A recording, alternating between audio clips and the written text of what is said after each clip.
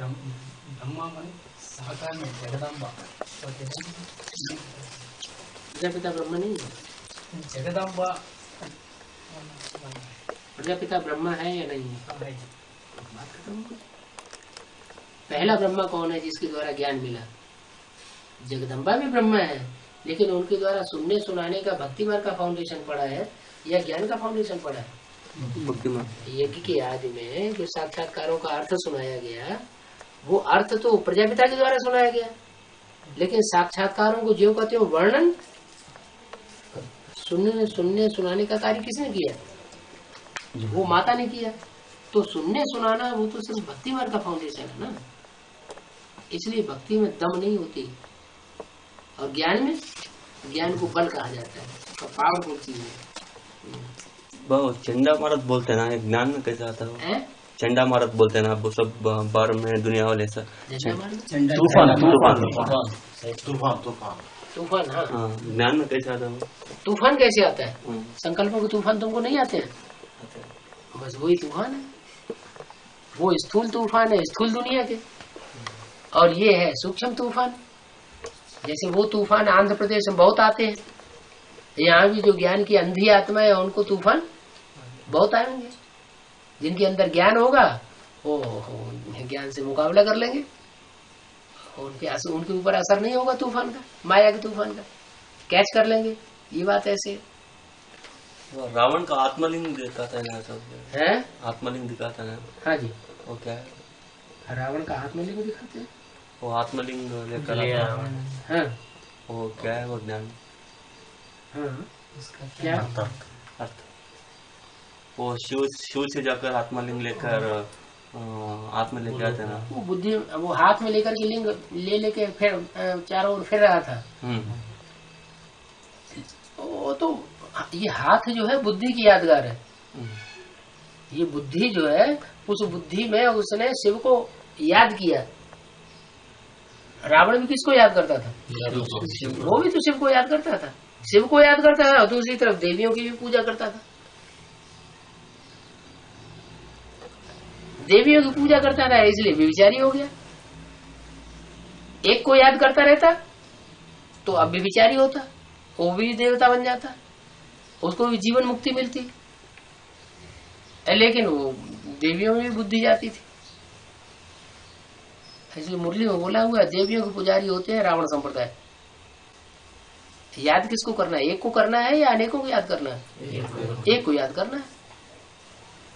अब भगवान स्त्री रूप में तो होता ही नहीं। भगवान अगर स्त्री रूप में आएगा तो सारे ही उसका संग का रंग लेंगे तो चलेगा नहीं। स्त्रियां तो अगर व्यभिचारिणी बनती हैं, अनेकों का संग करेंगी तो प्रदूषण बढ़ता है संसार में।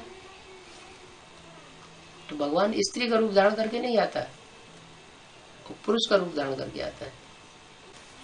और गणेश जी का क्या है? गणेश जी कौन सी युग में पूजे जाते हैं? कलयुग में। द्वापर में तो पूजा नहीं होती। कलयुग में आके जब ज्यादा देवान बढ़ जाता है तो नाक लंबी दिखाई गई गणेश जी की। उसी समय हनुमान की भी पूजा दिखाई जाती है, उनकी पूंछ लंबी दिखाई गई, माने उनमें काम विकार ज्यादा होता है, उनमें अहंकार, देह का अहंकार ज्यादा होता है। ये कलयुगी देवताएं हैं, माना जानवरियत वाली देवताएं हैं। जो रामकृष्ण वाली आत्माएं हैं, वही जब कलयुग शुरू होता है तो हिंसा के कार्यों में विदेशियों से भी आगे बढ़ जाती है, हिंसक बन जाती है। तो वो जानवरों की पूजा होती है। जानवर क्या करता है? अहिंसक होता है या अहिंसा करता है? इसलिए वो रूप दिखाया गया। पूजा होती है तो जरूर उन्होंने कुछ पवित्रता भी धारण की होगी,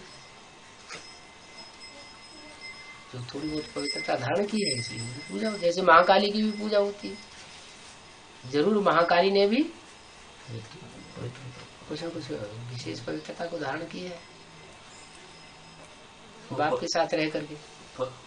पहले ही कौन सा स्थापन करना है था कलयुग में, गणपति को पूजा करते हैं ना, पहले ही पूजा करना गणपति है।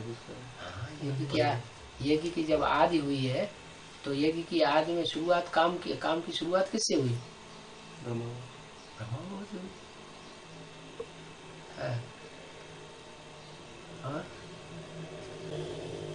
ब्रह्मा गणेश का रूप बनता है, राम वाली आत्मा हनुमान का रूप बनती है। दिखाया गया है, कोई हनुमान बंदर बनते थोड़े ही है। बंदर जैसा स्वभाव संस्कार बनता है। उससे दूसरा फायदा ये होता है कि मनन चिंतन मंथन खूब चलता है। जितना दूसरों को सुनाएंगे, समझाएंगे, दूसरों को पावर देंगे, उतना हमारा मनन चिंतन मंथन ज्यादा चलेगा।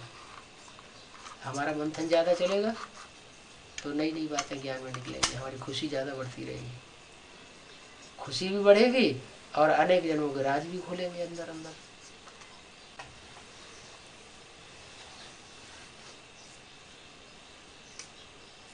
अनेक जनों के राज खुलेंगे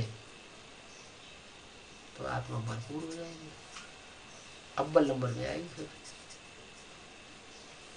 जो जितना कम मनन चिंतन मंथन करता है उतना ही नंबर पीछे लेता है माला में, और जितना जास्ती मनन चिंतन मंथन करता है उतना ही नंबर आगे लेता है।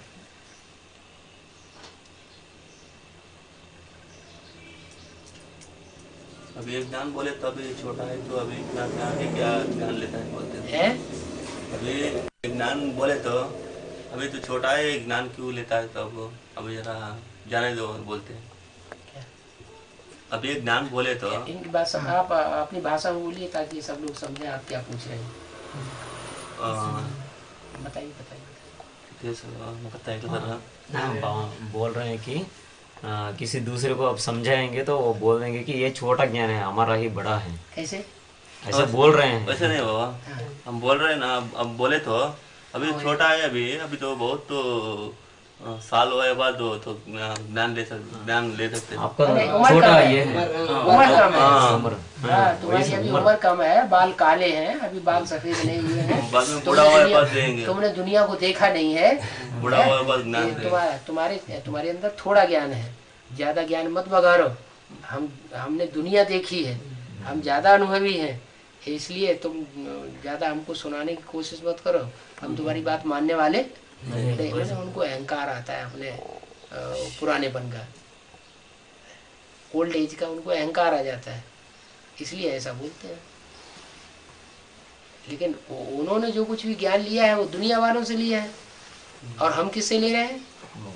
हम ईश्वर से ज्ञान ले रहे हैं। ये इस बात का उनको पता नहीं है, इसलिए हम जो भी समझाएं दुनिया भर की बातों की टिक टिक न करें। पहले उनकी बुद्धि में बाप का ही परिचय बैठा है। जब बाप का परिचय उनकी बुद्धि में बैठ जाएगा तो फिर ज्यादा टिक टिक नहीं करेंगे। और वो बोलते हैं, वो तो बोलेंगे ना, अभी बोले तो हम वैसे बोलते हैं। हाँ वो बोले, हम जानते हैं कि तो फालतू बोल रहे हैं, इसलिए बोल रहे हैं कि उन्होंने दुनियावी लोगों से ही ज्ञान सुना हुआ है, शास्त्रों का ज्ञान सुना हुआ है। और हमें तो डायरेक्ट भगवान ईश्वर ज्ञान दे रहा है। कहाँ ईश्वरीय ज्ञान, कहाँ मनुष्य का ज्ञान? मनुष्य तो जन्म मरण के चक्कर में फंसा हुआ है। मनुष्य आत्मा तो जन्म मरण के चक्कर में आती है, बंध जाती है, देह के बंधन में बंध जाती है।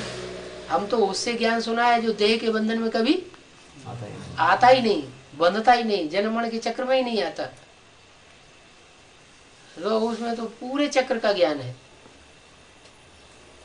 अनेक जन्मों का ज्ञान उसमें भरा पड़ा है। तो डायरेक्ट भगवान से ज्ञान ले रहे हैं। बाबा दिल्ली में बताया बीके वाले सेंटर में सीढ़ी का चित्र होते हैं ना, उसके ऊपर लिखो विनाशकाले विपरीत बुद्धि विनाशकाले विजयते प्रीति बुद्धि विजयते। हाँ। लिखो, कहा है। हाँ लिखा। और नीचे लिखो, कैसे आएंगे? और नीचे लिखो विनाश काले विपरीत बुद्धि विनश्यति। तो लिखवा तो दिया है नए चित्रों में। वहाँ बीके सेंटर में नए चित्र आए नहीं अभी इधर। चित्र अभी नहीं है। सीढ़ी का चित्र, लक्ष्मी नारायण का, त्रिमूर्ति का, बड़े बड़े चित्र 30 बाई 40 इंच के यहाँ नहीं आए। अभी भट्टी में जा रहे हैं ना, अभी बोले हैं पापा लाने हाँ के लिए। हाँ जी, तो उनका सेंटर में कैसे लिखना वो तो उन चित्रों को मानते ही नहीं। वो कहते हैं वो तो चित्र ही उन्होंने खत्म हम कर दिए। जाएंगे वहाँ। वो चित्र ही उन्होंने खत्म कर दिए। हाँ। हाँ, वो तो नए चित्र बनाए हुए हैं। नए चित्र अपने तरीके से मन मतलब चित्र बनाए हुए हैं। वो बाबा के द्वारा जो चित्र बनवाए गए वो तो उन्होंने खलास कर दिए। मानते ही नहीं वो त्रिमूर्ति चित्र है। ब्रह्मा बाबा एक ही सत्य है का। उसमें शिव बाबा प्रवेश हुआ है, वो नहीं देखने भी नहीं देखते वो। शिव बाबा की बात ही नहीं उनका। उन देखते हैं ओनली हाँ ब्रह्मा बाबा कितना मेहनत करता है कहते हैं।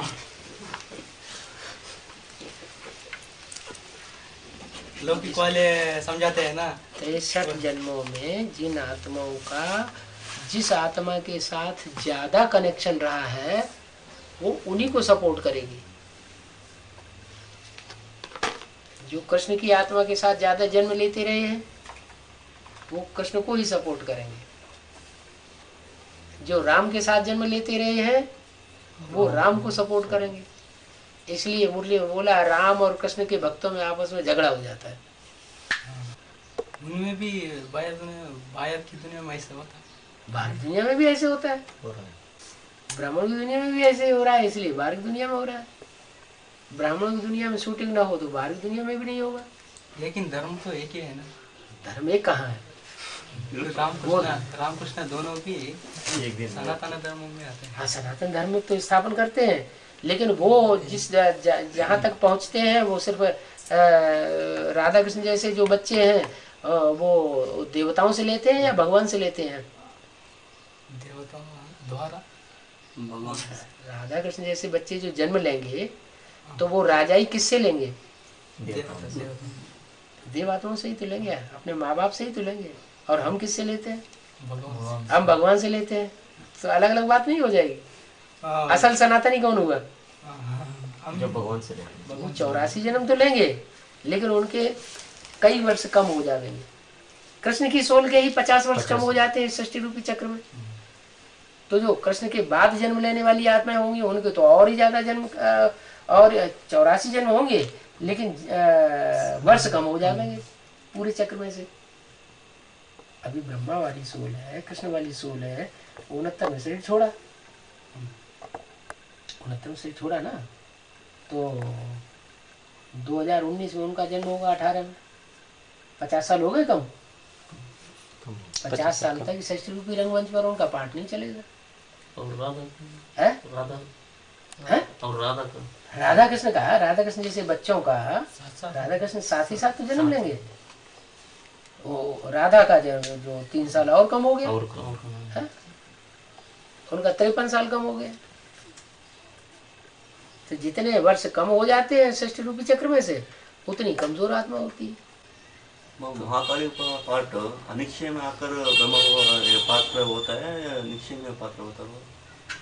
नहीं, ब्रह्मा विष्णु शंकर तीनों ही अपने पार्ट के ऊपर निश्चयवान है।